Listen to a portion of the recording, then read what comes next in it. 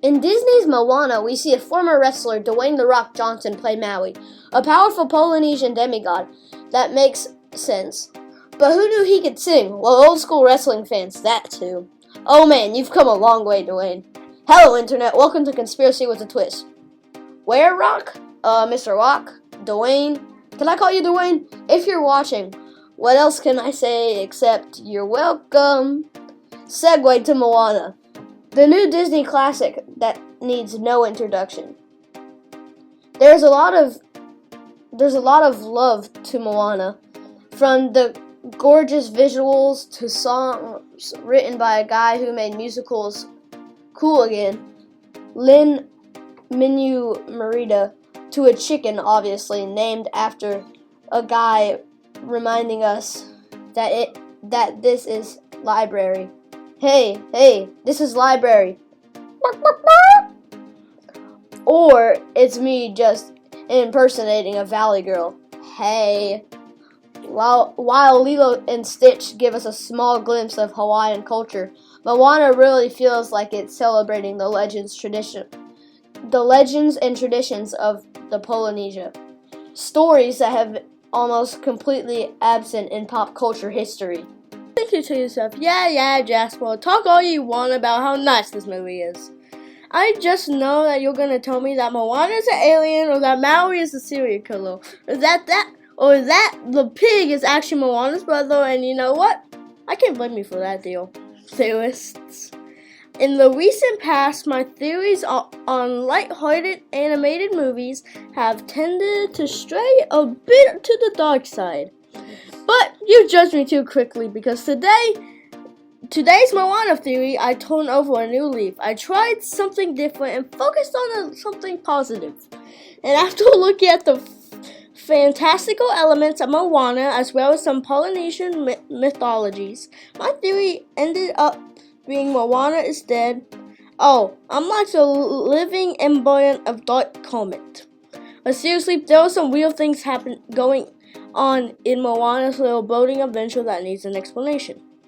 The first and biggest red flag that set off my theorist's sense was that she is able to follow Maui into Latotia, the realm of monsters. That means she is, at the very least, this extended fall into the water should kill her. The surface tension of water makes landing on it a very high place, like landing on concrete. And the movie even makes multiple jokes about how long the fall is and the fact that she should be dead after it. Well, she's dead. Sure, this is fine for Maui because he is a demigod, but it seemed like something that a human shouldn't be able to do. So I looked it up and learned that in the early drafts of the movie, Latoi is described as a place for ancestral spirits, aka the dead. And the directors of the movie, John Musker and Ron Selman, still refer to it as the underworld in the special features of the film. So, my fears about the scene weren't getting any better. But I swear to you, Internet, we were determined to stay positive. Maybe in Polynesian myths, humans can go to the underworld. So I dug even deeper and learned that the Polynesian underworld is basically called Pluto, rather than Latoi. And according to William Rayner, an English writer who lived in the Tonga in the early 19th century, Pluto was said to be both invisible and inaccessible to mortals. We even get a hint of that the movie when Temota, the giant coconut crab, expresses confusion about Moana's presence in Latoi, asking her, "What are you doing down here in the realm of the monsters? Just pick an eye, babe." So, that was red flag number one. Added to the fact that Moana frequently sees the spirit of her grandmother, who is also dead. And you've got yourself no ordinary day for a mere mortal. There's even a scene in the movie that could definitely have killed her The first time Moana tried to sail beyond the reef, her boat gets overturned by a large wave. She then tossed into the water. The canoe bonks her on the head. Then her foot gets stuck under a piece of coal. I'm no doctor, but getting smacked in the head by a piece of wood, then getting trapped underwater for an extended period of time seems pretty bad for your health. And from that point on, Moana seems like she's impervious to harm. Look, I'm not even having to dig into genetics or real scientific conclusion. This one outright-handed it to me. Kind of. You see, on the surface, the idea of Moana being dead is interesting and would make a great clickbait thumbnail. But if we look again, the evidence just doesn't hold up. For instance, if that reef crashed and indeed the moment where she passes on, the people in the village are interacting with the ghost for often a long amount of time, like it's no big deal. And interacting is one thing, but making a teenage ghost your next chief? That is where I draw the line.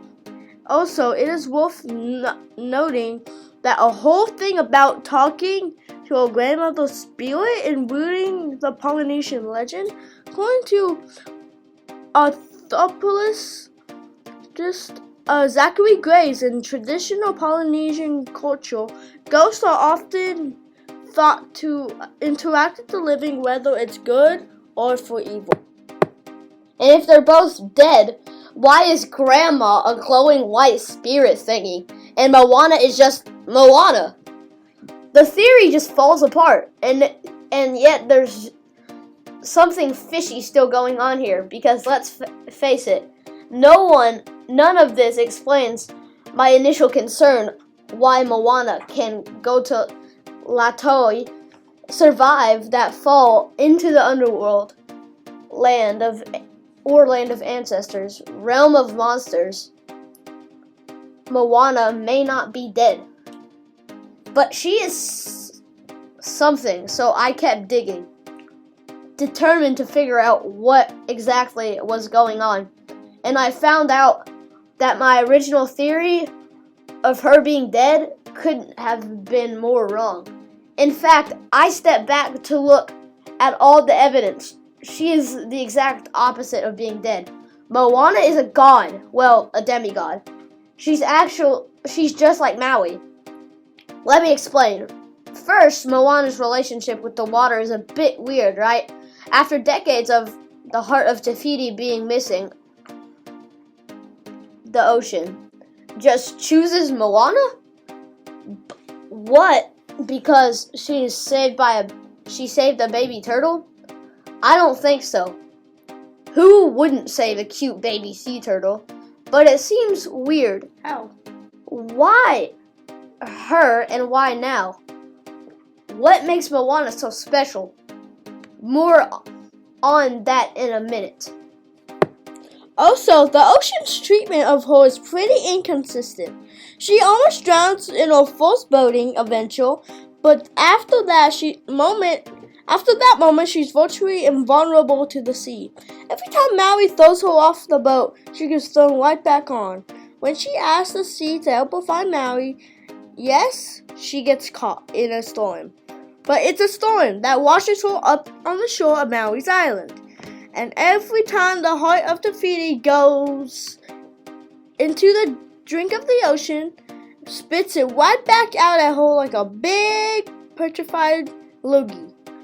Yeah, we're making phlegm jokes. When I wrote it, I thought it was funny. But now look back at it, it's not. It's not at all. Anyhow, all these demonstrate how Moana and the sea are BFFs, but the one moment that it's really striking is at the very end of the movie. When spoiler, Moana orders the sea to move fish. Get out of the way! So that the ocean can find Taika, and the water points right in front of her to clear a path on the ocean floor. Now, obviously, this is very reminiscent of the iconic scene in the Bible where Moses points the Red Sea with the divine power of the God on the side. And if this was the movie referencing, it wouldn't hold my case for Moana being a demigod since Moses is immortal. But remember, we're talking about Polynesian beliefs. Draw a parallel to a Bible verse here doesn't help a whole lot of sense. What would really help me out thought if she was there would some of a similar story from Polynesian mythology, and wouldn't you know it, I've gotten one. One Hawaiian legend of Canepia, who's described as a god with a human form who is able to cause water to flow from rocks and make it safe. Passage across the sea. Now that Maui certainly doesn't have that kind of power. If he did, he could have escaped from his island long before his 1,000-year exile was up. So it would seem like that one was calling the shots here. It's Moana herself. The second thing that points to Moana being more than human is simply her name. The name Moana means oceans or deep sea in a few of those Pacific languages, from Moan or to Hawaiian. And while the sea could have chose Moana because it's like, hey girl, we got the same name, so I'm gonna send you on a quest. It's pretty much more likely that that Disney's continuing the Polynesian pattern of having deities whose names are the things that they're gods of. For example, Tahiwan is the Maori god of wind and storms. Translated name Tahiwi means wind. Pele is Polynesian god of fire, whose names mean volcano and rain. Is god of the sky, whose names mean, say it with me now, skittle. Sorry, I was just making sure you were paying attention. Of course it means sky. Now maybe the wives of Moana aren't very creative and abruptly chose a name that means water, but it does that. Sounds like Disney, or it is more likely that the creators of this movie, who literally formed a whole oceanic trust of advisors to make sure they honor the culture their movie was portrayed, chose some kind of name to be given a demigod of the sea. Still, all this leaves us with one problem. Demigods don't just come out of nowhere. Either they were born by divine parents, or they are somehow created. Like Maui, when his parents tossed him into the sea, he presumably died, or so maybe that means Moana died. No, stop it. I've toned from that word. I'm not looking back. Part 3 of the evidence that Moana is immortal and prepared to have your mind blown is her lineage. Now, both of Moana's parents, Tu and Sina, appear to be immortals. But that's not quite the end of the story. For starters, grandmother Tala, with whom Moana has a particularly close relationship, might not be mortal herself. Tala is the name of the goddess of the stars in Tagalog myth. And oh, would you look at that, just so happens to be a stars to demonstrate how Moana can find Maui.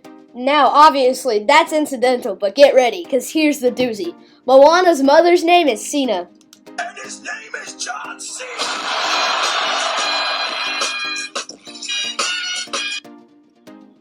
Completely unrelated. Sina happens to be the name of a famous maiden from Polynesian mythology. This maiden was loved by an eel. But Sina was the maiden was like, ew, gross, eel love, and reported the problem to her husband, who then killed the eel and buried its carcass.